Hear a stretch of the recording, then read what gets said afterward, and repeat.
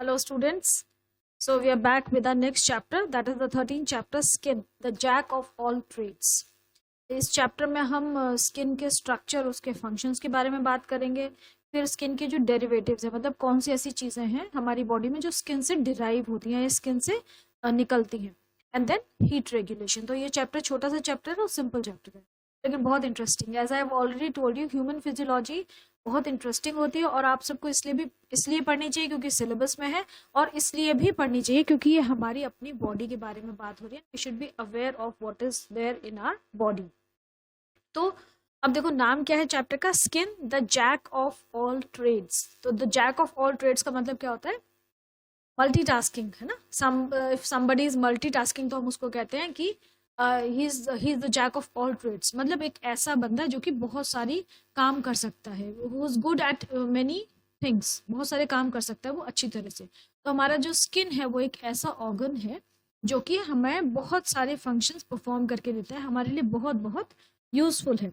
और ये आपको पता होगा कि it is the largest organ of a body, क्योंकि इसका सरफेस एरिया सबसे ज्यादा होता है। हमारी बॉडी की पूरी कवरिंग जो है दैट इज योर स्किन।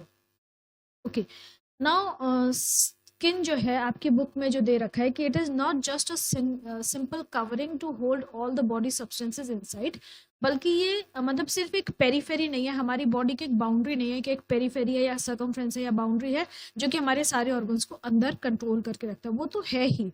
उसके अलावा भी स्किन जो है बहुत एक्टिवली बहुत सारी हमारे मेटाबॉलिक फंक्शनिंग में पार्टिसिपेट करती है। इसमें एक बड़ी इंपॉर्टेंट चीज दे रखी है कि हमारे जो रिकग्नाइजिंग फीचर्स हैं वो सारे स्किन से ही आते हैं। जो मैनी सारे नहीं, मैनी, जैसे कि हमारा फेशियल कलर है, कॉन्टूरिंग है, हमारे हेयर पैटर्न है, नेल्स हैं, तो ये सब हमें स्किन के डेरिवेटिव्स हैं या स्किन इटसेल्फ ये बताती है। अच्छा, स्किन है, आप किसी की स्किन देख के बता सकते हो कि उसकी अप्रोक्सीमेट एज, एग्जैक्ट तो नहीं, अप्रोक्सीमेट एज। जैसे कि एजेड पर्सन की स्किन जो है वो थोड़ी सी लूज होगी, रिंकल्ड होगी। हेल्दी यूथ की ब्राइट ग्लोइंग स्किन होगी, है ना, शाइन होती है उसमें। जो हम वो ऐड देखते हैं ना आप, वो डव का, इज इट लव और डव, तो ऐसा कुछ नहीं है, बल्कि हेल्दी स्किन जो है वो है, हेल्दी स्किन ग्लो करती है। साबुन लगाने से नहीं ग्लो करती स्किन, या कोई क्रीम या आपने कुछ ऐसा लगा लिया, that is not required. I think the most beautiful you look when you have natural healthy skin, है ना। तो हेल्दी जो स्किन है वो एक निशानी है कि वी आर हेल्दी, हमारी बॉडी पूरी हेल्दी अगर आपकी स्किन ग्लो कर रही है। यंगस्टर्स जो टीनेजर्स हैं उनकी स्किन बहुत ग्लो करती है बिकॉज दे आर जस्ट उनके हॉर्मोन्स जो होते हैं ना वो बहुत एक्टिव होते हैं, इसीलिए।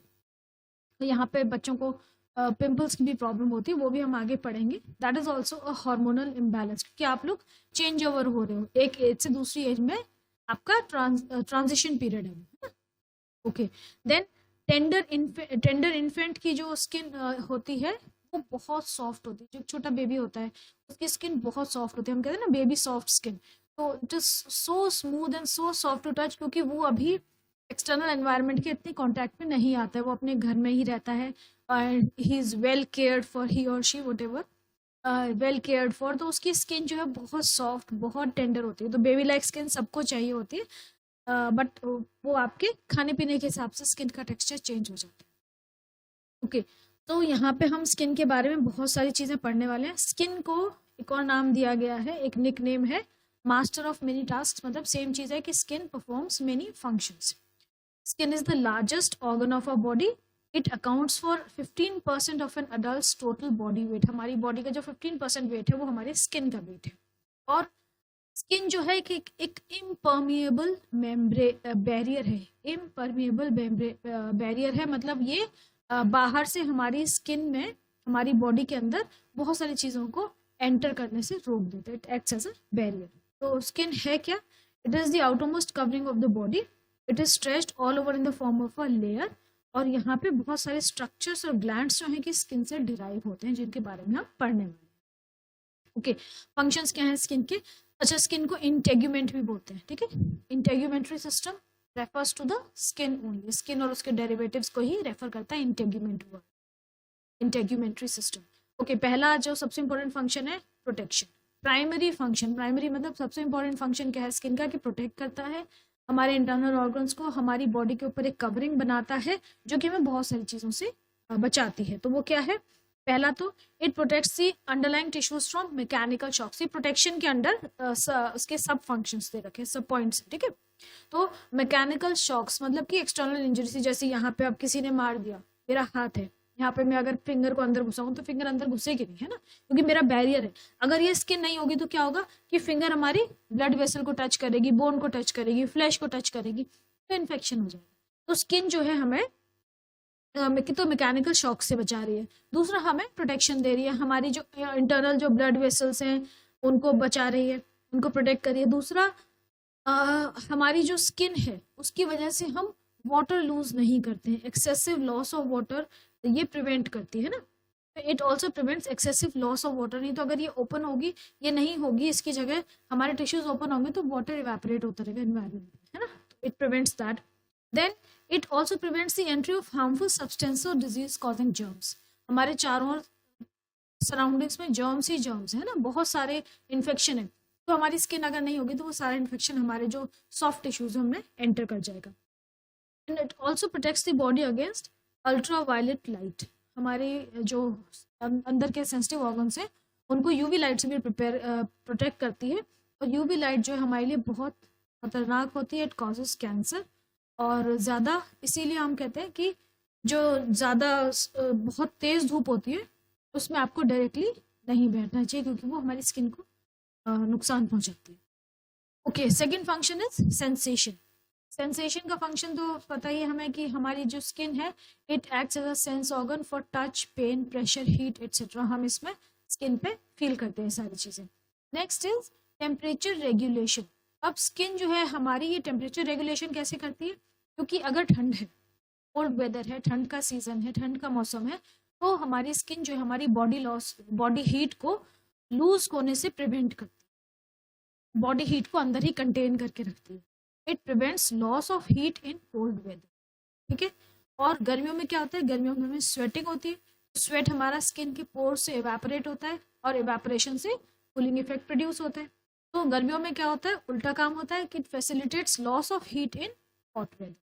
गर्मियों में हमें हीट लूज करने में हेल्प करती है और हमें ठंडा रखती है। Next is storage of food.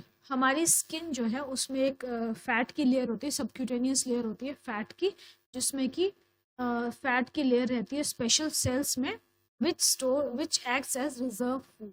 Emergency में हम वो फूड यूज कर सकते हैं, हमारी बॉडी उसको यूज करती है। जब आप खाना नहीं खाते हो तो आप देखो कमजोर हो जाते हो ना, तो आपकी स्किन लूज हो जाती है। इसका मतलब क्या हुआ कि जो हमारी जो सबक्यूटेनियस फैट की लेयर थी वो हमारी बॉडी ने यूज कर ली, तभी तो हम इतने कमजोर हो गए, स्किन लूज हो गई है ना, क्योंकि वहां की फैट जो है वो डिसॉल्व हो गई। Next is excretion. एक्सक्रीशन में कैसे हेल्प करती है स्किन?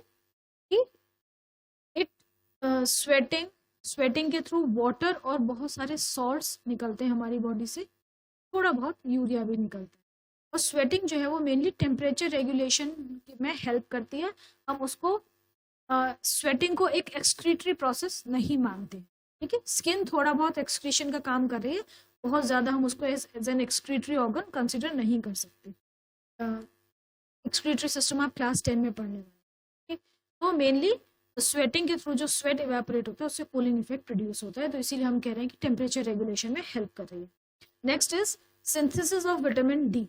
हमारी स्किन में जो है विटामिन डी बनता है, सिंथेसाइज होता है जब हम धूप में बैठते हैं।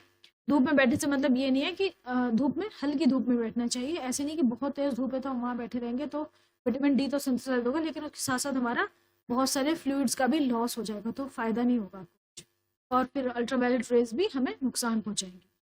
तो the skin can synthesize vitamin D when expose to sunshine.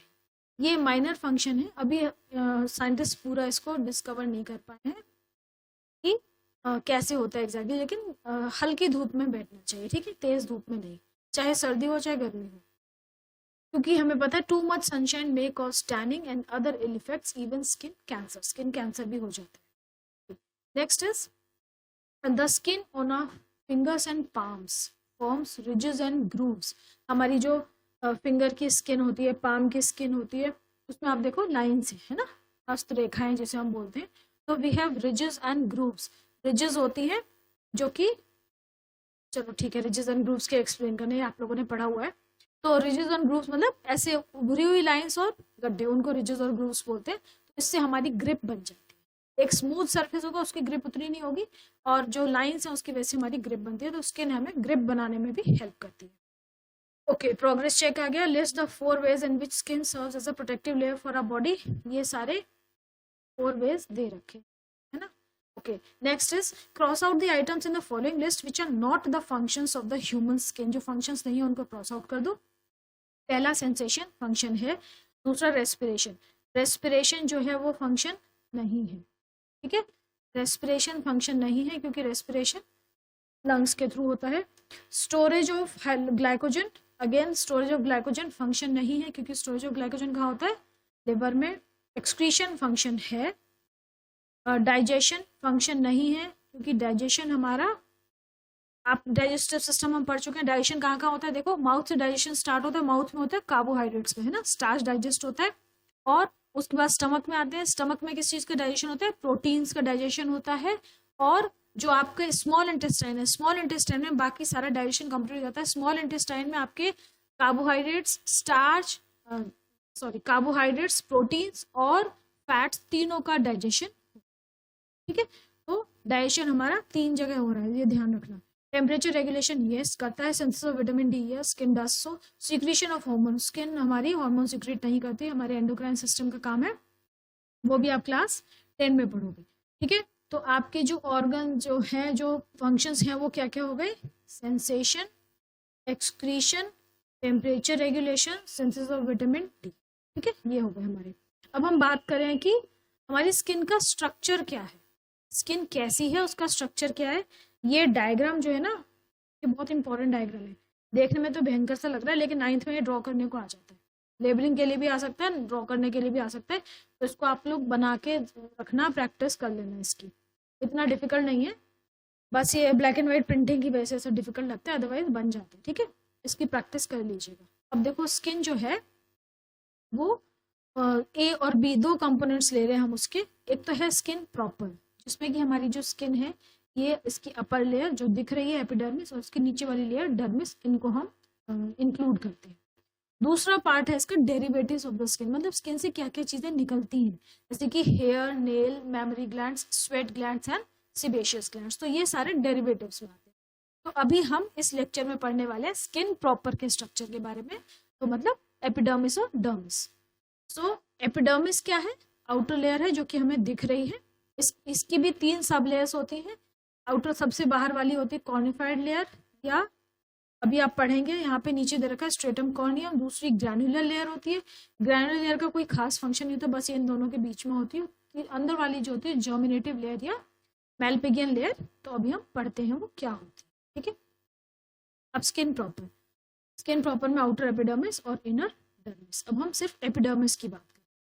Epidermis जो है हमारी स्किन की जो सबसे बाहर वाली लेयर है, outer thinner part of the skin, that is known as epidermis, जो कि हमें दिख रही है, ठीक है। डर्मिस दिखती नहीं है, epidermis visible part of the skin है।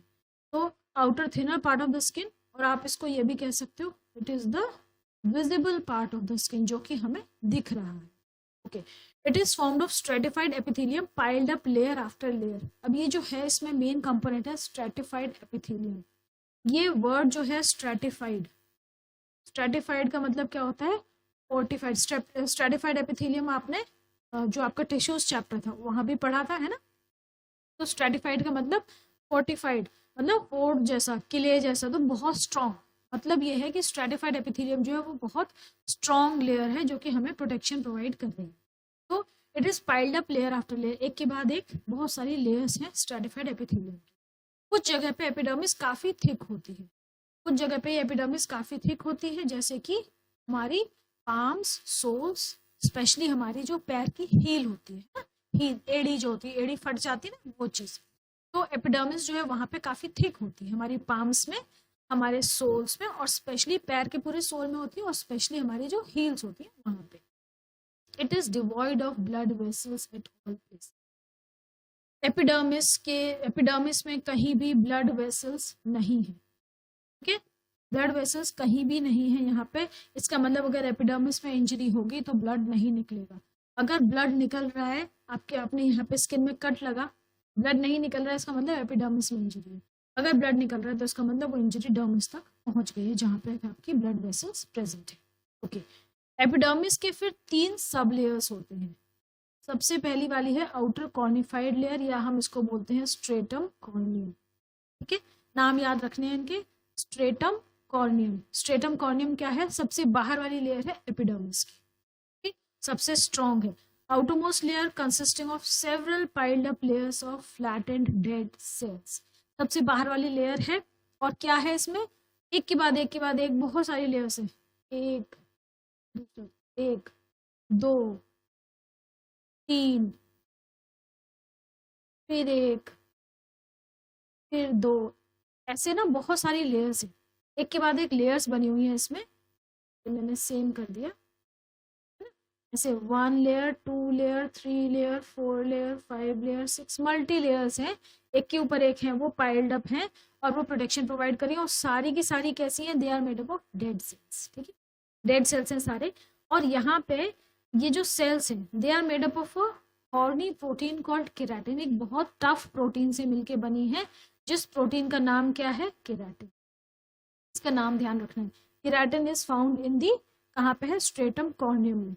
ये अक्सर match fill in the blanks में या मैच द फॉलोइंग में पूछ सकते हैं। तो केराटिन प्रोटीन कहाँ प्रेजेंट होता है हमारा? Keratin is present in the outermost layer of epidermis, that is stratum corneum. Keratin जो है नेल्स में भी होता है, हेयर में भी होता है, हॉर्न्स, हूफ और सिल्क जो बनती है उसमें भी। ठीक है, okay, its cells are continuously worn away or shed and are replaced by those arising from the deeper Malpighian layer। ये जो हमारी स्ट्रेटम कॉर्नियम है, कॉर्निफाइड लेयर है, इसके मेन फंक्शंस क्या है? एक तो ये it gives resistance to mechanical damage, मतलब स्किन को चोट लगने से बचाती है, बैक्टीरियल इन्फेक्शन प्रिवेंट करती है, क्योंकि लेयर टफ है तो यहाँ से बैक्टीरिया एंटर नहीं कर पाते अनलेस कोई कट लगा हो, है ना। Then loss of water by evaporation, loss of water prevent करते हैं, स्किन को स्मूथ और सपल रखने में हेल्प करते हैं। नेक्स्ट आ गई आपकी ग्रैनुलर लेयर। ग्रैनुलर लेयर जो है वो थिन मिडल लेयर है, इसमें 2 या 3 ही फ्लैटन सेल्स की लेयर्स होती हैं, और ये एक्चुअली बस जो स्ट्रेटम कॉर्नियम है सबसे बाहर वाली लेयर और सबसे अंदर वाली लेयर है जो हमारी मैल्पिगियन लेयर है, उनके बीच में एक बाउंड्री की तरह रहती है। इनर मोस्ट लेयर है हमारी मैल्पिगियन लेयर, जिसको हम स्ट्रेटम मैल्पिगी या जर्मिनेटिव लेयर भी बोलते हैं। ठीक है, ये सबसे अंदर वाली एपिडर्मल लेयर है, इसके बाद डर्मिस आता है। इसके सेल्स जो है वो एक्टिवली डिवाइड करते हैं। अभी तक जो पहली 2 लेयर्स थी उनके सेल्स डिवाइड नहीं कर रहे थे, वो सिर्फ डेड सेल्स थे, वो रिमूव होते जाते। जैसे ये स्किन डेड हो जाते, ये रिमूव हो जाते। It is shed off, daily आपके बहुत सारे सेल्स जो हैं वो निकलते रहते हैं। जब हम नहाते हैं, स्क्रब करते हैं, साबुन लगाते हैं, तो बहुत सारे हमारे डेड सेल्स जो स्किन से वो निकलते रहते हैं डेली। और नए सेल्स कहाँ से आते हैं? हमारी मैल्पिगियन लेयर से। ये ध्यान रखिएगा, और ताकि जो वॉर्न आउट सेल्स हैं उनको रिप्लेस किया जा सके। ठीक है, कॉर्निफाइड लेयर जो थी फ्लैट एंड डेड सेल से बनी थी, ग्रैनुलर लेयर भी डेड सेल्स से फ्लैट लेयर थी, 2 या 3 लेयर ही थिक थी। और जो सबसे अंदर वाली एपिडर्मल लेयर है, मैल्पिगियन लेयर या स्ट्रेटम मैल्पिगी या जर्मिनेटिव लेयर, वो नए सेल्स बनाती है, और वो सेल्स धीरे धीरे ऊपर मूव करते जाते हैं और बाकी जो ओल्ड वॉर्न आउट सेल्स हैं उनको रिप्लेस करते हैं। अब जो हमारी स्किन का जो कलर है, कॉम्प्लेक्शन होता है हमारा, वो किस वजह से होता है? एक पिगमेंट होता है मेलानिन, जो कि हमारी मैल्पिगियन लेयर में प्रेजेंट होता है, उसकी वजह से हमें हमारा कॉम्प्लेक्शन मिलता है। अब मेलानिन जो है जितना ज्यादा होगा उतना ज्यादा डार्क आपकी स्किन की टोन होगी। तो ये जो हमारे जो ह्यूमन रेसेस की जो डिफरेंट कलर्स हैं from light brown to dark, ये इस मेलानिन की परसेंटेज की वजह से है। अफ्रीकन नीग्रोस की जेनेटिकली डार्क कलर्ड स्किन है, बहुत ज्यादा मेलानिन होता है। अच्छा, स्किन में जितना ज्यादा मेलानिन होगा ना, उतनी ज्यादा वो स्किन स्ट्रांग होती है, उतना ज्यादा स्किन कैंसर कम होगा, वो प्रोटेक्ट करती है हमारी स्किन को। तो जो डार्क कलर्ड वाले लोग हैं उनको स्किन कैंसर कम होता है as compare to the light coloured fair coloured people. Europeans जो है सारे लाइट कलर्ड हैं, वाइटिश हैं, और हम लोग जो इंडियंस हैं हमारा कॉम्प्लेक्शन व्हीटिश है। इंडियंस आर इंटरमीडिएट कलर्ड, हमारी व्हीटिश स्किन है। ठीक है, ये 2 डायग्राम्स दे रखे हैं, इनको आप जरूर कर लीजिएगा, ये बहुत जरूरी है आपके। ठीक है, फर्स्ट वाला ही करिए, ये वाला बना के जरूर देखना। आपको मैम ने कॉपी में तो बनवाई होगा नोटबुक पे। fair colored people on continued exposure to sunlight become tanned. ये कह रहे हैं कि टैनिंग समझते हो ना आप लोग, जब स्किन हम बहुत ज़्यादा धूप में रहते हैं तो ब्राउनिश हो जाती है, that is known as tanning. और हम अगर अंदर रहेंगे, धूप से बचे हुए रहेंगे, तो वो स्किन वापस अपना नेचुरल कलर रीगेन कर लेती है। स्किन जो है it acts like a umbrella to protect inner parts of the body from harmful effects of the UV rays of sunlight. Skin हमें प्रोटेक्ट करती है। अब दो अबनॉर्मल कंडीशन हैं जिसमें कि स्किन पिगमेंटेशन होती है, वो दो बीमारी होती है। आप सबने देखा होगा ऐसे लोगों को जिनको ये प्रॉब्लम्स होती हैं। तो वो क्या है? पहली है ल्यूकोडर्मा। ल्यूकोडर्मा को हम विटिलिगो भी बोलते हैं। ल्यूकोडर्मा और एल्बिनिज्म दो कंडीशन है, इनमें डिफरेंसेस आते हैं। ठीक है, इनको ढंग से करिएगा, इसमें डिफरेंस एक पूछ लेते हैं, कई बार आता है। तो ल्यूकोडर्मा या विटिलिगो क्या होता है कि इसमें स्किन पिगमेंटेशन जो मेलानिन है it is lost from small और large patches of our body. मतलब बॉडी से पैचेस में, बॉडी जो है पैचेस में डीकलराइज हो जाती है, वहां से मेलानिन रिमूव हो जाता है। तो डार्क कलर में तो बहुत ज्यादा प्रोमिनेंटली नजर आता है, लेकिन जो फेयर स्किन होते हैं उनमें भी नजर आता है। Exact cause of this disease is not known. मतलब आपने देखा होगा कई लोगों के वाइट पैचेस होते हैं, पूरा वाइट की बात नहीं कर रही हूँ मैं, वाइट पैचेस होते हैं स्किन पे, हैंड्स पे, बैक पे, फेस पे। ठीक है, तो वो जो वाइट पैचेस हैं उसको हम बोल रहे हैं ल्यूकोडर्मा या विटिलिगो। इसका एग्जैक्ट रीजन अभी तक मेडिकल साइंस नहीं ढूंढ पाई है। तो इसमें क्या होता है, pigmentation is lost from smaller और large patches at different regions of the body. Exact causes not known. दूसरा क्या है? एल्बिनिज्म। एल्बिनिज्म क्या है? आपने देखा होगा कई लोग बिल्कुल ही पिगमेंट नहीं होता, उनके बिल्कुल ही ऐसे पिंकिश वाइट से होते हैं, and their eyelashes are also whitish, और वो ऐसे धूप में देख नहीं पाते हैं ना। तो those are albinos. They have complete loss of pigmentation of skin all over the body, including the hair, eyebrows, eyelashes and even the iris. उनकी iris होती है वो भी कलरलेस होती है। और इनकी जो लोगों की स्किन होती है वो बहुत पिंकिश लगती है, क्योंकि ना स्किन में मेलानिन नहीं है। तो क्या होता है, जो अंडरलाइंग जो ब्लड वेसल्स हैं वो नजर आती हैं, तो इसीलिए ब्लड कैपिलरीज की वजह से वो स्किन बहुत पिंकिश लगती है। And it is a recessive trait. ये जेनेटिक ट्रेट है, रिसेसिव ट्रेट है, इनहेरिटेंस के थ्रू होता है। ये सारी चीजें भी आप क्लास 10th में पढ़ेंगे कि जेनेटिक से कैसे हमारी बीमारियां ट्रांसफर होती हैं, ट्रांसमिट होती हैं। अगर एल्बिनो कपल है तो उसके सारे बेबीज जो हैं वो एल्बिनो ही होंगे। ये क्यों होता है, ये आप क्लास 10th में पढ़ेंगे। जो जेनेटिक्स वाला चैप्टर है आपका 3rd चैप्टर, उसमें आप पढ़ोगे इसे। ठीक है, ओके। अब ये बात होगी आपकी एपिडर्मिस की। दो जो कंडीशन है स्किन पिगमेंटेशन की, इनको ढंग से याद कर लीजिएगा बेटा, these are very important. Okay, अब हम आ गए डर्मिस पे। डर्मिस क्या है? डर्मिस हमारी जो अंदर वाली स्किन के जो सेकेंड लेयर है, अंदर वाली लेयर है, उसको हम डर्मिस बोल रहे हैं। It is a inner thick layer of connective tissue made up of elastic fibres. It is tough and flexible है, टफ भी है, फ्लेक्सिबल भी है। कई जगह पे जैसे हमारी एपिडर्मिस थी वैसे ही डर्मिस भी है। It is very thick on the palm soles and very thin at other places such as eyelids. तो एपिडर्मिस और डर्मिस दोनों ही हमारे पाम्स पे, सोल्स पे और एंकल्स, जो हील है, सॉरी एंकल नहीं हील, उस पे बहुत थिक होती हैं जस्ट टू प्रोवाइड प्रोटेक्शन। ठीक है, और आई लैशेज जैसी जगह पे बहुत थिन होती हैं। अब डर्मिस में ना और भी कुछ स्ट्रक्चर्स एड ऑन हो गए हैं, जैसे कि blood vessels, nerve fibers, sensory organs, hair follicles, sweat glands, etc. और जो हम लेदर प्रोडक्ट्स यूज करते हैं, जो लेदर मिलता है हमें, वो एनिमल की हाइड से बनता है, वो भी इस डर्मिस लेयर से ही। Leather is derived from the dermis part of the skin. ठीक है, leather is derived from the dermis part of the skin. Now अब हम डर्मिस की एक बात कर रहे हैं, बस यहाँ पे खत्म करूंगी मैं, डर्मिस के बाद नहीं पढ़ाऊंगी, फिर हम कल करेंगे आगे का काम। आउटर रीजन जो है डर्मिस का, जिसको कि हम एपिडर्मिस के जस्ट बाद में है, it is raised into numerous small processes called papillae which contain blood capillaries and nerve endings. ये क्या है? जैसे सपोज अभी हमने डायग्राम देखा था ना, उसमें क्या था, ऐसे आपका डायग्राम था, छोटा सा बना रही हूँ, और उसमें ना फिर ऐसे ऐसे दे रखा था, ये जैसे देखो इस तरीके से था कुछ, ना, यहाँ से आपका हेयर शाफ्ट आ रहा है या कोई और चीज आ रही है इस तरीके से। तो ये वाला जो पोर्शन था हमारा, ये पूरा क्या था, एपिडर्मिस था।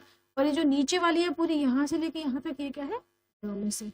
डर्मिस में ये हेयर फॉलिकल होते हैं, आपके स्वेट ग्लैंड्स होते हैं, और भी नर्व एंडिंग्स होती हैं। तो ये सब है। तो ये कह रहे हैं जो ये वाला जो रीजन है ना, ये वाला जो रीजन,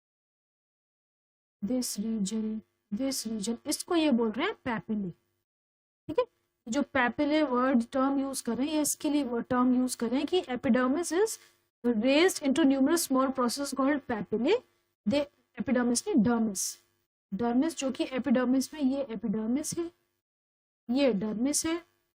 तो डर्मिस का जो पार्ट एपिडर्मिस में प्रोजेक्ट हो रहा है, it is raised into numerous small process called papillae which contain blood capillaries and nerve endings. यहाँ पे नर्व एंडिंग्स भी होती हैं ऐसे, और ब्लड कैपिलरीज भी होती है। ठीक है, तो यहाँ पे जो है सेंस ऑर्गन्स और नर्व एंडिंग्स जो है, they are concern with sensation of touch and pain. Sharp sense of touch in the skin of fingertips enables the blind to read the braille character।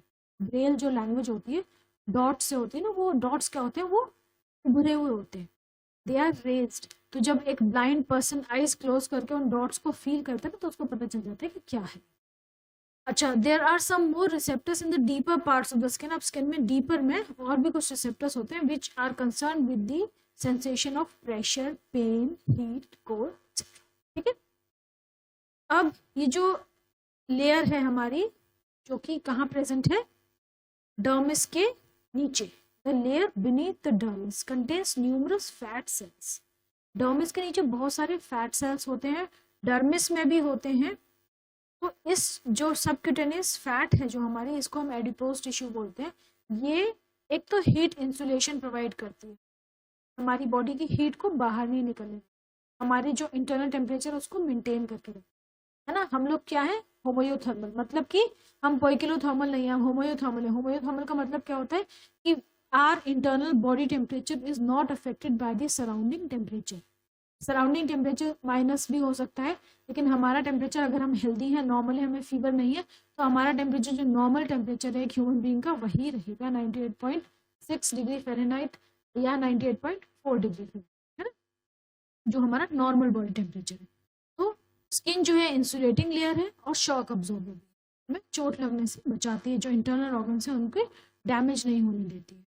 अब प्रोग्रेस चेक दे रखा है आपका, progress check क्या है, name the 3 sub layers of epidermis from outer to inner. ठीक है, outer to inner देखो, ये ध्यान रखना है ना। तो सबसे पहले आएगा स्ट्रेटम कॉर्नियम, है ना, स्ट्रेटम मैलपिगी जो है वो सबसे इनर लेयर है, तो स्ट्रेटम कॉर्नियम आउटर लेयर है उसके बाद। ठीक है, अब उसके बाद दोनों लिखनी है आपको। अब true false, stratum corneum is made up of dead cells having keratin, सही बात है।